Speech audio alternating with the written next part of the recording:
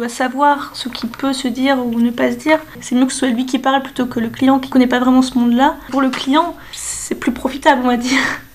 Bah, après, il a choisi ce métier, donc c'est que lui, il y trouve son compte. Il y a une position un peu ridicule, on va dire, avec une petite jambe pliée, la petite main sur la bouche.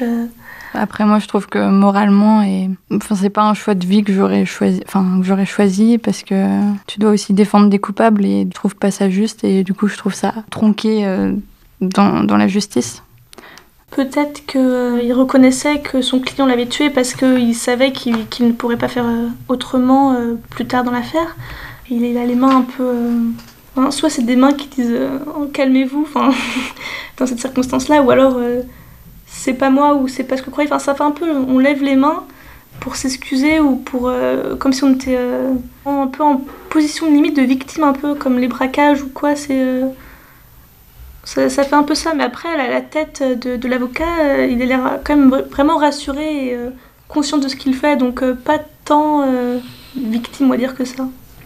Ouais, il a une tête... elle est très dessinée et très marquée, il fait un peu menaçant, ou il a des arrière-pensées, ou un peu pas très net, quoi.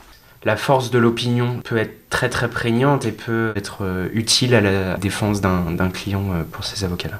Comme s'il n'avait pas fait exprès, quoi. Oups, c'est même pas minimisé, c'est juste ne pas se rendre compte qu'un meurtre est un meurtre. Oui, ça peut être possible de tuer quelqu'un par accident. Après, il y a accident et accident, Quand ils interviennent dans le débat public, c'est que l'affaire est médiatique en elle-même. C'est aussi pour faire pression sur le débat judiciaire en lui-même. On peut tuer par accident, mais là, il y a trop de preuves qui laissent penser qu'il l'a tué, quoi, je pense. C'est vraiment grave, surtout s'il y a eu violence conjugale, etc. Ça me touche un peu trop, on va dire, pour qu'on puisse pardonner, même si c'est pas forcément ça le terme. Tuer par accident, les circonstances, c'est pas censé être un terrain propice au meurtre, on va dire.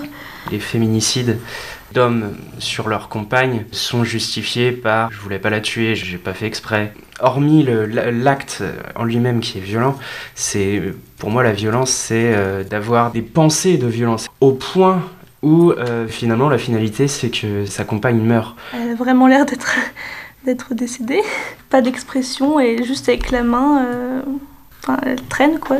Les traits du visage sont vraiment très très ressemblants avec celui de Jonathan Daval. Est-ce qu'elle était en train d'effectuer son jogging ou est-ce qu'elle a été mise en scène comme ça par son mari ? Pour l'instant, on ne le sait toujours pas.